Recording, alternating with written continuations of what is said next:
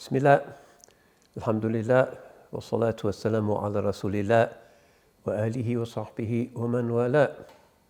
So it's that grey subterranean time of the year again when we curl up with a good book and wish for the springtime. We've been doing this at CMC for some years now, and it seems to have a certain traction. It's also an opportunity for me, I suppose, to think aloud about some of the things that I've been reading and rereading recently. And there has been quite a lot of interesting publication. The amount of material and the quality of material coming out about Islam in the English language now is it's accelerating rapidly, which as English becomes, I suppose, the principal language of the Ummah, that has to be a good thing.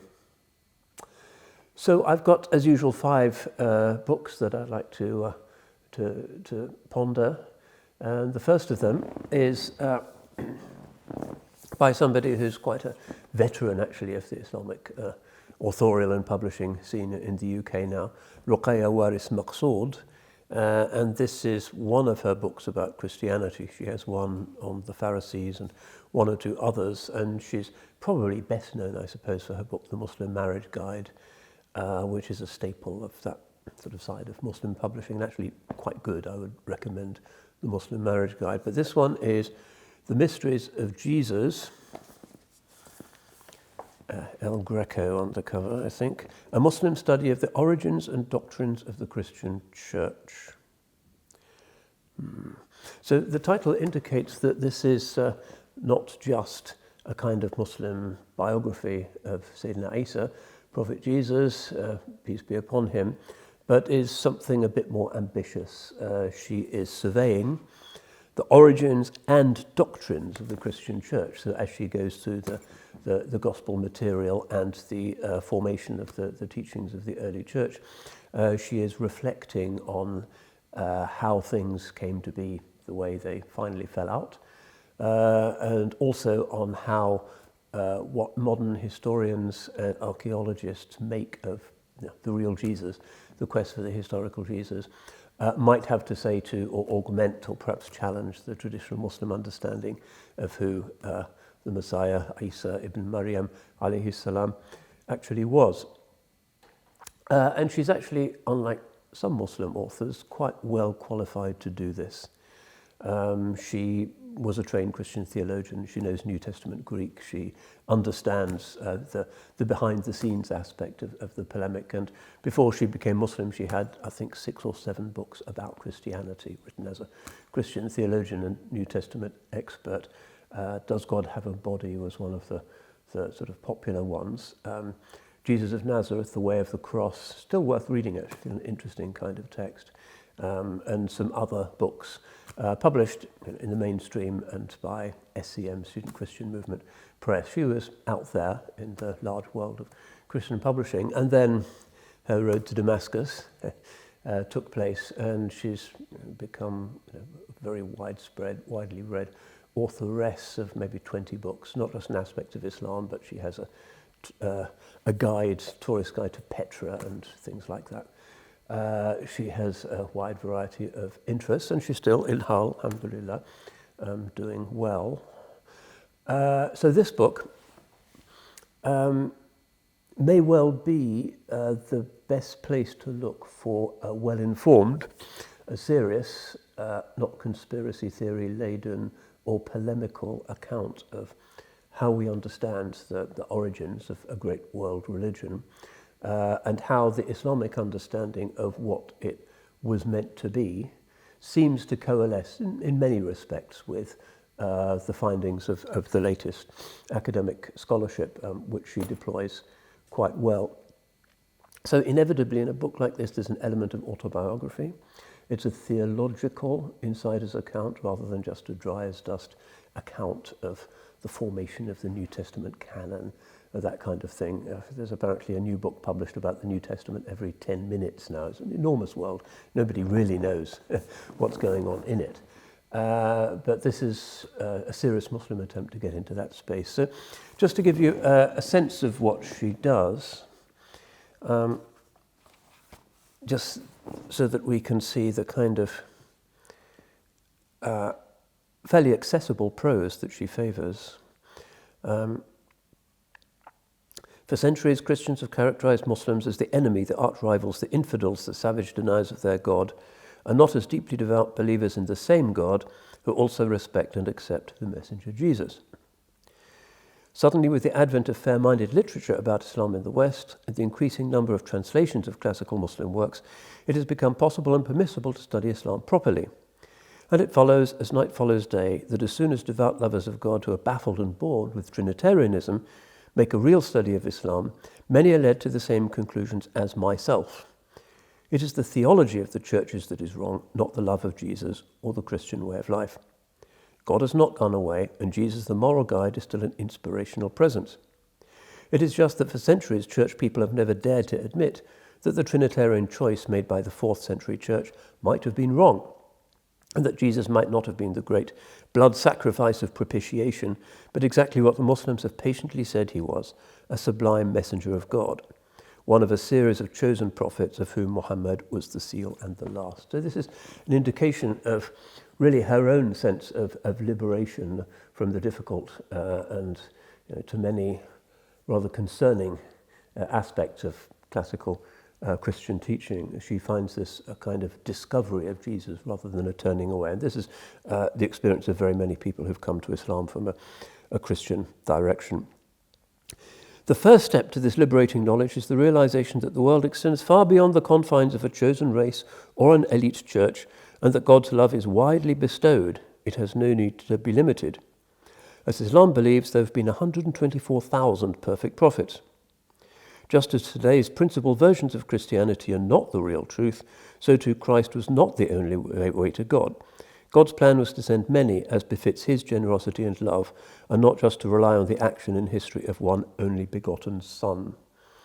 And this is a characteristic of her approach, that the discovery of the real historical Jesus, the Jewish rabbi of 1st century Galilee, is actually a rediscovery of the principle of the love of God, the mahabba, and the rahmah, the all-encompassing loving compassion of God, who would not blame human beings and send them to hell because of the original sin of an ancestor, and who doesn't need a blood sacrifice in order to forgive human beings, but forgives them, as in the parable of the prodigal son, which she says some interesting things about, just forgives us just out of love. In other words, it's not about justice and a kind of cosmic law and a calculation.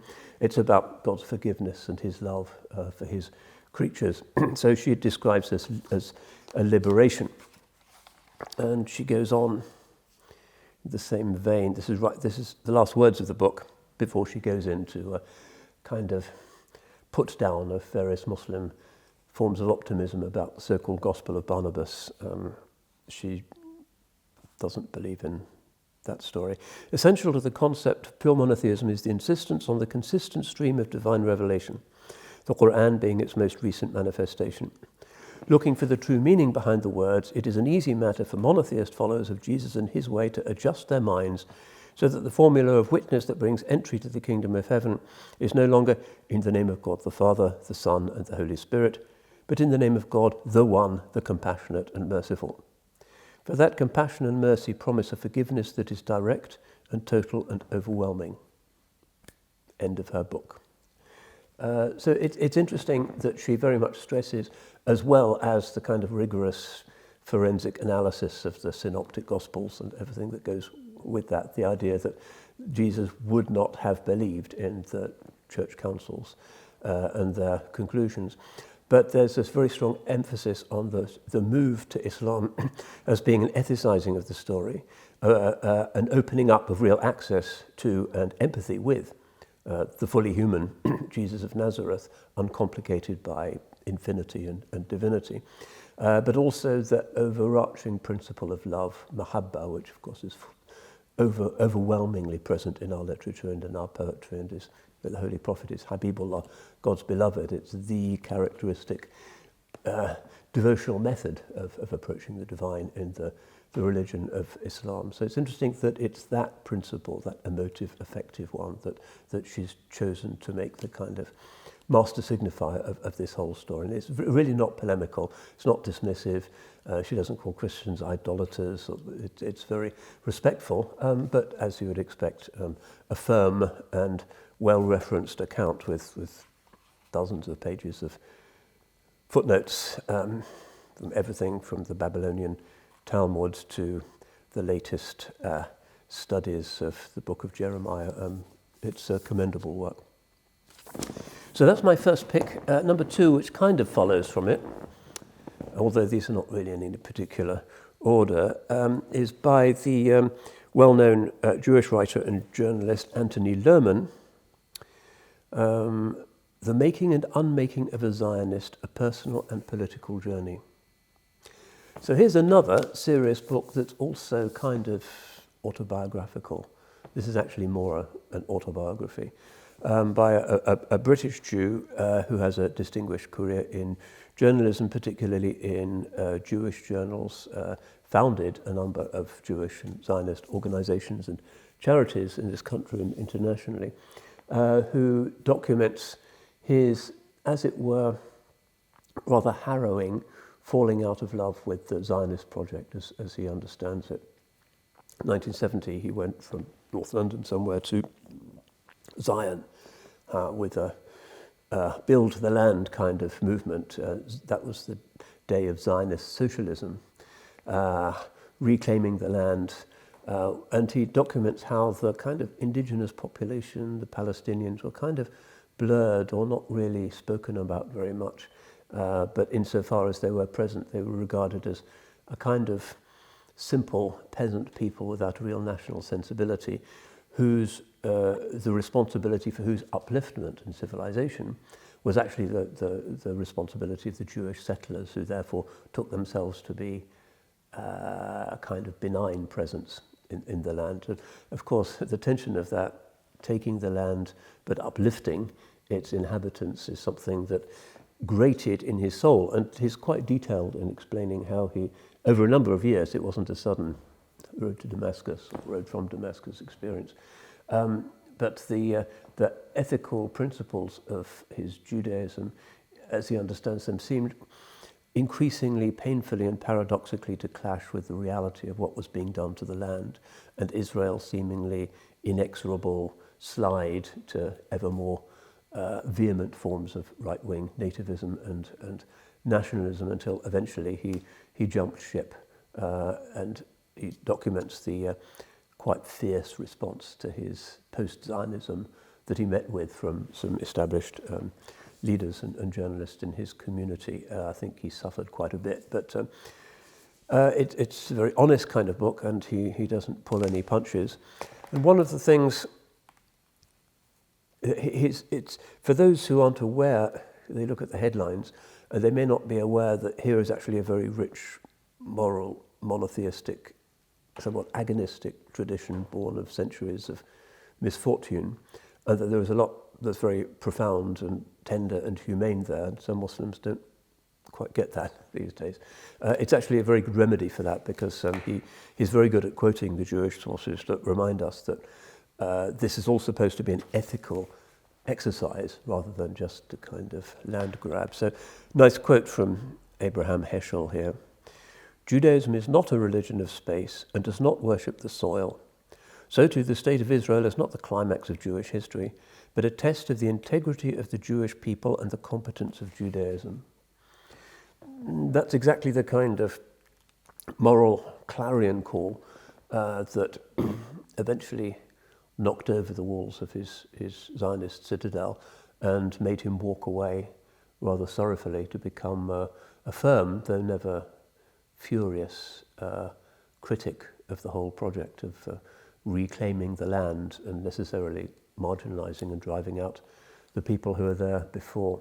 He doesn't engage very much with the Palestinian communities. It's written very much from the point of view of internal agonies and polemics within the Jewish community about the extent to which it's necessary to create this place where supposedly, Jewish people will be safer than they are anywhere else, rather than exposed in new ways. in a kind of zero-sum game against the interests and the rights of the pre-existing nation and population. So I found it, I mean, he's obviously arguing with himself. That gives the book quite a bit of energy. But I would recommend it to Muslims who need to be more aware of the internal arguments, polemics, agonizing dichotomies happening within Jewish communities in this country when they consider, well, what's now happening, perhaps the most egregious example of this impossible tension, the zero-sum game between, on the one hand, the desire to create this highly fortified, nationally specific bunker against the rights of millions of people who are, by the terms of the exercise, kind of not really what the exercise is for, who are unchosen. So, yeah, I think I'd recommend it, certainly for Muslim readers who need to know more about these internal Jewish arguments. I found it quite moving and a useful document regarding the collapse of what used to be socialist Zionism, which was a major thing. The kibbutz movement was basically an idealistic left-of-centre movement, and he sees that for demographic and cultural reasons, the march to the far right in Israel has become so overwhelming that it's not really going to be possible to have a socialist Zionism any longer if socialism is inclusive and egalitarian and respectful of difference. He sees that is now something that was once quite idealistic that he bought into in his youth, but is now a dead letter. So, like just about every other book about Israel-Palestine at the moment, a rather somber read. He doesn't really offer any kind of utopian future for us. Okay, so my third pick, rather different, Mikhail Abdul-Latif, The Tao of War. I like this, partly because it's kind of idiosyncratic and doesn't fit into any familiar category, unless there's a whole genre of martial art spirituality that I've never become acquainted with. But he is a Muslim practitioner of various East Asian martial arts who is very concerned with the possibility that the endlessly growing martial arts industry, the wushu traditions, kung fu, karate and so forth, which have become what just about every teenager does for a bit nowadays, can actually be a useful way, even though they seem to be very bodily and quite aggressive, can actually be a way for Westerners to return in an unexpected way to the sacred. Because all of these traditional martial arts came from great sacred civilizations that knew the symbolism and knew the meaning, and critically had an important ethos of combat behind them. These are ethical as well as simply sort of militaristic traditions, something that in the West has been lacking, perhaps because the Gospels are pacifist, but the Christian states had to have armies, so it wasn't really clear how they could scripturally resource their the Knights Templars and so forth. It all became a bit paradoxical. But in the Far Eastern traditions, and also in certain Islamic traditions, the Janissaries, of course, were like a religious order. The Mamluks of Egypt, in their heyday, they were on a spiritual path, the path of futuwa, chivalry, that also involved highly subtle symbolisms of what the armor meant, inscriptions on the sword, how you put on the armor before going into battle, certain prayers that you said. It was part of the view of a sacred civilization. So what he's saying is one way of yanking the profane and unhappy West back to the sacred is through these martial arts, unexpectedly. I found that quite an intriguing idea. So this is how he starts. This book is a training manual for the students of applied philosophy. It is an attempt to distill an historically informed understanding of the martial arts into an exploration of the philosophies which underpin them, and then to utilize said understandings to inform us of actionable advice and principles of being. Navigating the world is a complex process. Life is thrown at you all at once, and while there are many traditions available to act as guides or collections of advice, few sets of philosophies and practices prove as useful as those found in the arts of war. Combat is among the most real of human endeavours. There is no room in it for falsehood or posturing. The brute nature of survival is brought to the surface and the most serious realizations are made. This is the idea of the way of the warrior being about attentiveness, self-awareness, body-mind integration, an awareness of the uniqueness and irreplaceability of the moment, a preternatural awareness of time, which you'll get in some of the great Kurosawa movies. The Seven Samurai is basically a kind of spiritual parallel that the villagers have to be defended by the ethos of the Bushido, the warrior's code. But the great warriors are almost like monks. The great scene in which one of the great samurai goes out at night and kills some of the bandits in order to take a musket. And as soon as he gets back after this really hair-raising exploit in the middle of the night, he lies down and falls asleep. And that's when we know that he's fully in command of his impulses, his emotions, is in that state of detachment, which is the necessary state of the true warrior. So as he goes through this, he develops certain terminology. The book is not just for Muslims, but is, I think, an attempt to reach out more generally to people who are thoughtfully practicing martial arts in the East Asian traditions, in order to remind them of certain principles that sometimes seem specifically Confucian or Taoist, but actually are universal and have very obvious Islamic equivalents. So instead of saying the religion of war, he explains at the beginning his terminology. He prefers the word Tao as being more accessible to Westerners, and also as incorporating this idea of a way. Tao means a way, so it's a path of spiritual transformation. It's suluk, it's futuwa.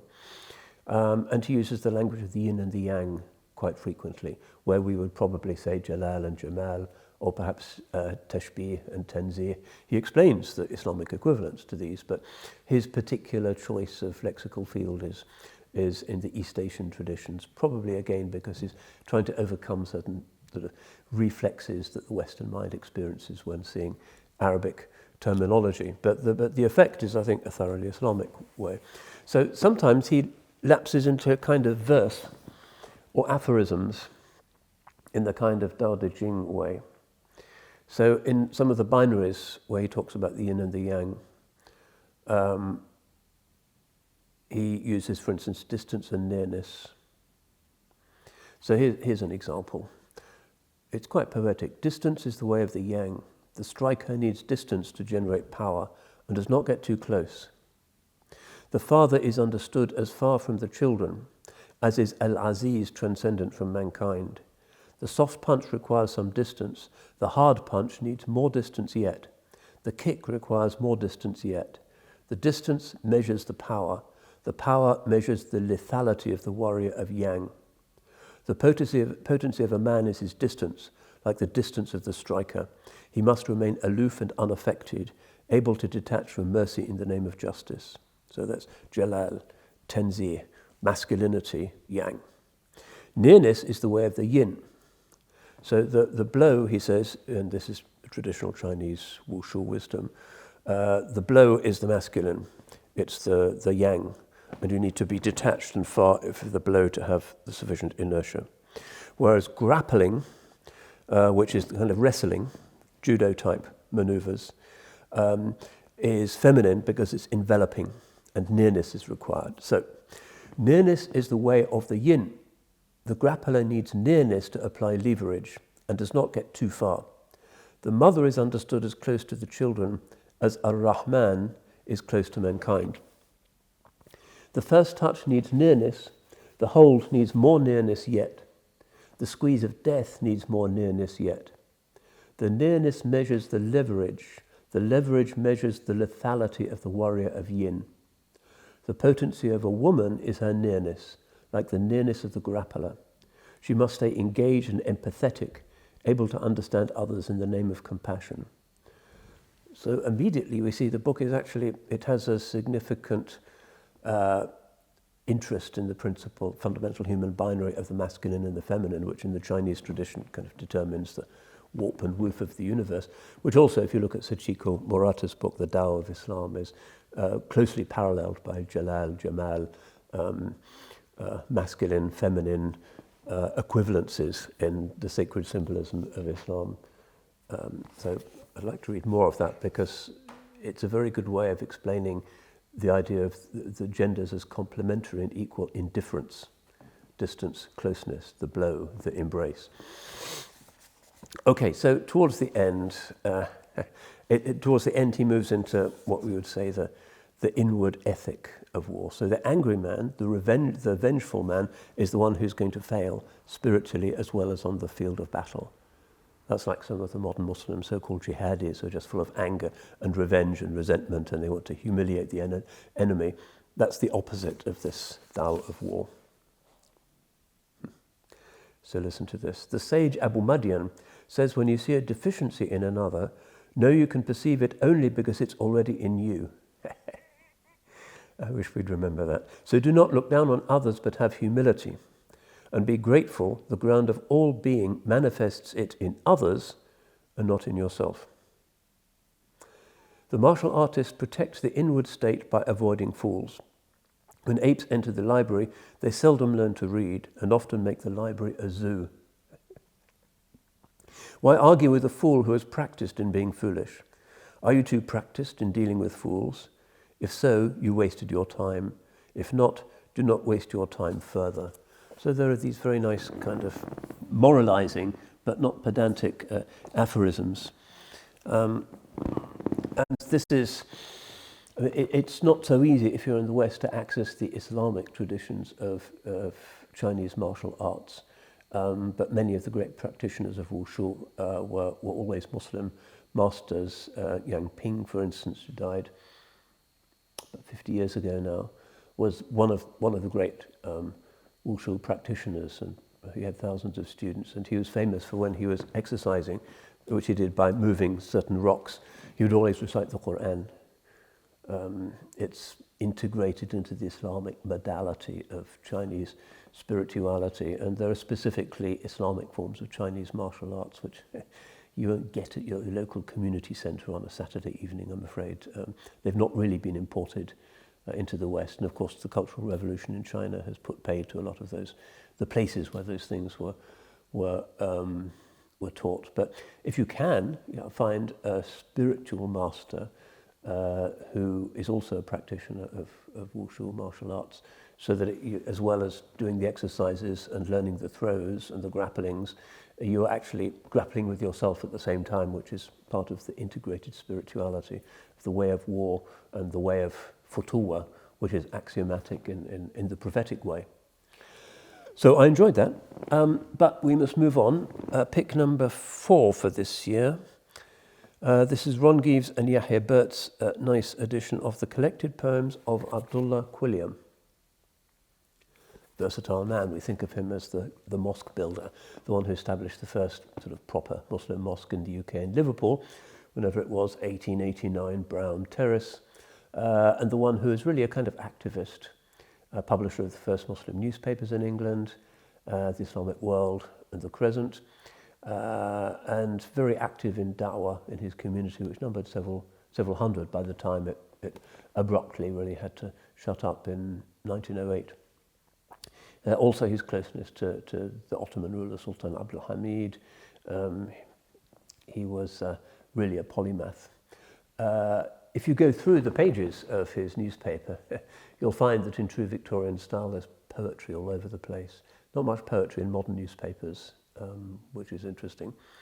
They still have poetry in newspapers in the Arab world, I've noticed almost every day, but not really in the Times or the Telegraph. It's just not mainstream culture any longer. But he's Victorian as well as Islamic, and one of the things that I found interesting about Quilliam's poetry, and this does really seem to be a very good attempt really to put all of his poetry together, even though it was scattered to the winds, particularly after his disappearance in 1908 and his reinvention as the mysterious Dr. Marcel Henri Léon, in kind of disguise, returned to England, became an expert on influenza, and very idiosyncratic personality in many ways, although it's certainly the same soul at work. But the way in which he puts together, there's sometimes a little bit moralizing and insistent rhyming of the kind of Browning or Tennyson generation and subsequently is definitely not the kind of Swinburne cynicism. It's very kind of almost empire building in its sort of stiff upper lip. So it's quite Victorian in its kind of rather moralizing lessons about hard work and pulling your socks up and not being downcast by the tribulations of life. And that doesn't really coincide particularly well with modern, rather more chill sensibilities, I suppose. Sometimes it falls rather in a rather difficult way on contemporary ears. But a number of things sort of come out. One is that this founder of British Islam, really, Shaykh al-Islam Abdullah Quilliam Bey, the representative of the Khalifa in Britain, in a rather diminutive British Ummah in the 1890s and beginning of the 20th century, was really quite sort of patriotic and very involved with the conservation of the antiquities and the heritage and the landscape and the flora and fauna of the British Isles. It's a very kind of nature-loving poetry in the Victorian sense, but he's clearly sees it as fitting in with his Islamic loyalty. A song for dear Mona, that's the Isle of Man, a jubilant song, huzzah for the little Manx nation. So cheer loud and long, full-hearted and strong, ye Manx men of every station. For land of the glen, of Cushag and Wren, of mountain of vale and of heather, health to the women, good luck to the men, and the island of Mona forever. So this is a kind of pushback against the kind of right-wing Faragist narrative that Muslimness and Britishness can't really go together. He is absolutely kind of patriotic and even patriotic for the Isle of Man, which is one of the more kind of diminutive and out-of-the-way oddball corners of the British Isles. He's very located in his local loyalties and patriotism, but he's also the head of the Muslim religion in England. It's interesting that the story of the British Ummah should have got underway in that way.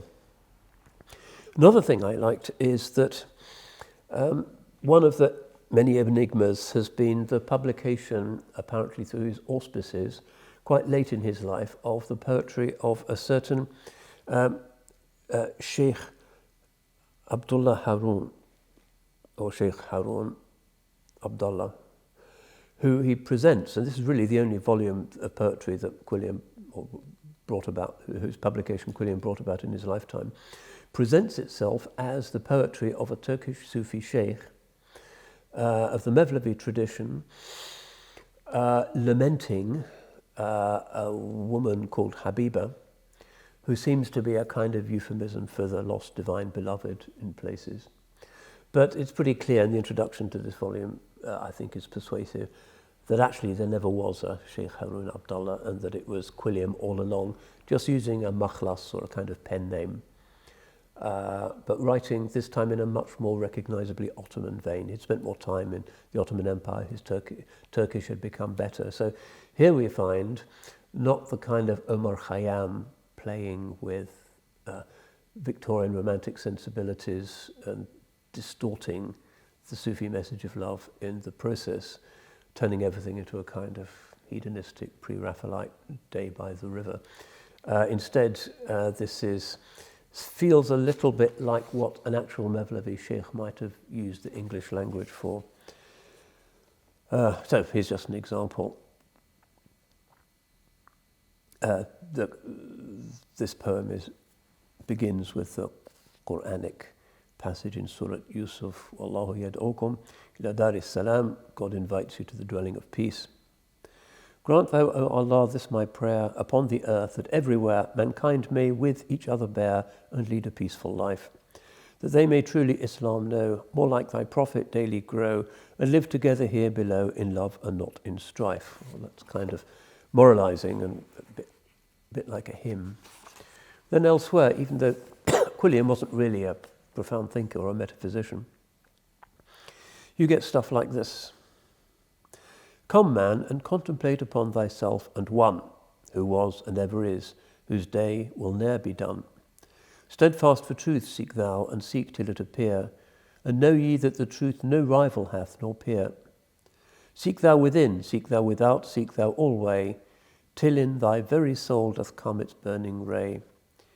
How foolish be the man who on a darksome night doth seek to find the sun by aid of candlelight, but greater fool be he who in the light of day seeks for the midday sun by aid of torches' ray, etc. So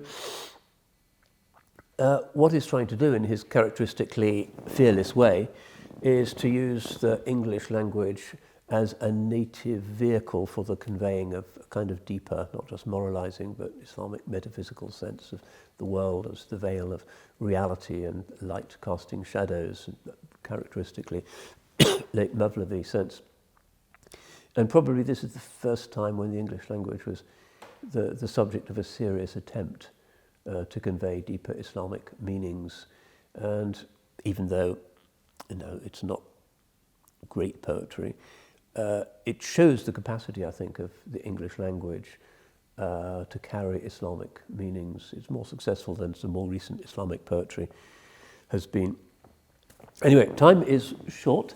So my final pick for this year is a hiking manual, not literature at all, Via Dinarica by Tim Clancy, and it's a brat trekking guide. Hiking the White Trail in Bosnia and Herzegovina. This is the first kind of detailed trekking guide that has maps and pictures and information on where to stay and where to get a meal that I've seen that actually deals with Muslim Europe.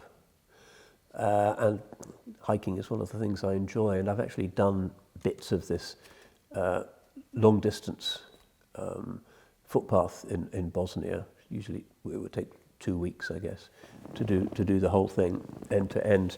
327 kilometers across Bosnia from left to right.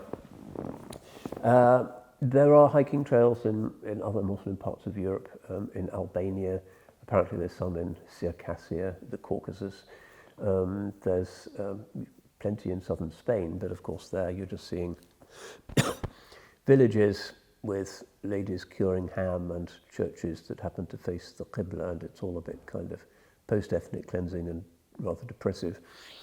But Bosnia, of course, still has a living, surviving Muslim community despite everything that they've been through. So it's a kind of hike that enables you to cross the boundary between, firstly, the Catholic world, the Croat world, into the Islamic world, central Bosnia, and then towards the end in Republika Srpska, along the Serbian border, to experience the Orthodox world. Bosnia is this unique meeting place of the three great religious traditions of Europe. So you start off in the national park Vidinje, in the Croat far west of the country, where the landscape's very Mediterranean. Throughout the route, it's basically limestone hills. This is the Dinaric Alps. If you've been to the Dolomites, you'll more or less have a sense of what to expect, although it's not as high as the Dolomites. It goes up to about 2,500 meters. The path doesn't go right up to the high summits. It's kind of not really very difficult, I would say. It's not kind of hanging, suspended over a precipice. It's manageable. But 2,500 meters is quite respectable. And as you move from the cast limestone pavements of Western Herzegovina and then towards central Bosnia, the landscape changes. You know that you're in Central Europe. This is an alpine landscape. And of course, partly because the population of Bosnia has gone down by about 1 million since the war. A lot of the young people have left. People died in the war, of course. But still, the villages are populated, unlike a lot of places in Spain, Italy, Russia now, where there's just nobody in the countryside any longer. Everybody's gone or died. Bosnia, the countryside is still populated, partly because they can't afford automation, partly because it's just a very out-of-the-way place. And it's perhaps the last place in Europe where you can still find villages that are really unspoilt, where there's the traditional hospitality. where they have the tradition of, in the summertime, in the mosque that's too, in the village that's too poor to afford to build a mosque, they have a square area of lawn that they keep very short, and people just pray their Jummah on that lawn, and there's a fence around it to stop animals straying into it, and that's their mosque. And I've been to some of these villages, and they genuinely give you a sense of the integrity and the warmth and the sort of kinship of traditional village communities. So, and it goes through some important places like Umuljani, which is perhaps the most beautiful valley in Bosnia. And there's a dragon there. I've seen the dragon. It's been turned to stone, but it still looks like a dragon. And people will tell you the story of how the Imam turned it into stone. And Umuljani also has Bosnia's oldest mosque. They say it's the oldest mosque. It doesn't have a pencil type of Ottoman minaret. It has something that's a little more like a kind of, how would you describe it? More like a steeple, but with a rounded top. Very, very ancient, and very ancient flagstones. Been messed around with a little bit, but you still get a sense that this is really out of the way. And of course, wildlife. The wolf is still there, the bear, the lynx, a lot more lynx than there are left in Spain because it's just out of the way. Eagles, one of the last places in Europe where you'll see a lot of eagles. And you can stray off the path in different directions to see various Muslim sites like Ajvatovica. If you go at the season for Ajvatovica, which is one of Bosnia's big religious festivals, the mufti goes, people on horses and banging drums, it's a wonderful thing. That's not so far from this footpath. Bosnia is not an enormous country anyway. And then you come out after moving through the high mountains to the south of Sarajevo into Republika Srpska, and it stops more or less at the Serbian border and the river Drina. So, which is another national park. Sutilješka National Park, which is in the Republika Srpska. So for those who are of a strenuous disposition and wish to contemplate God's signs in nature, Bosnia is really very beautiful. You have to take certain precautions. There's still 5 million landmines lying around, but they are in certain known areas, and there aren't any minefields near this path. They've been quite careful. It's a properly accredited long-distance footpath, so it's properly signposted. There's flashes everywhere. There's a GPS system, so you can't really get lost even in the high mountains. Obviously, if you're up above 2,000 meters or so, the possibility is that the weather will change rapidly, so you have to know what you're doing with proper boots and equipment and thermal blankets and so forth to deal with sudden changes in temperature. It does get really high, but one of the most beautiful places in Europe is going to the little kafana, the Bosnian cafe up above Umuljani, this huge, beautiful green valley with the pine trees all around it. And in the kafana they serve sweet tea, of course, and famous Bosnian kajmak, which is a kind of rich cream which you eat with bread. It's not something that a dietitian necessarily would recommend every day, but it's a wonderful experience of the food of the land. And yeah, this is, I would say, a very good example of the hiking trail guide, because it's got very good large-scale maps. Talks about where you can swim, where you shouldn't swim, what to look out for, what to see. Lots of information on flora and fauna, tree types, rare endangered species, tour operators, how to deal with, well, it's worth buying. Even if you don't go on the trail, it kind of, just reading the book is a breath of fresh air. So alhamdulillah, that brings us to the end of my meandering through the rather disparate reading that I've been doing of late. There's been some benefit in it, and inshallah we ask Allah subhanahu wa ta'ala to guide us through these dark months and not make them dark months of the soul, and inshallah bring us to the springtime of hearts in his good time with his wisdom and compassion, inshallah. Barakallahu fikum wal afu minkum wassalamu alaikum wa rahmatullah wa barakatuh.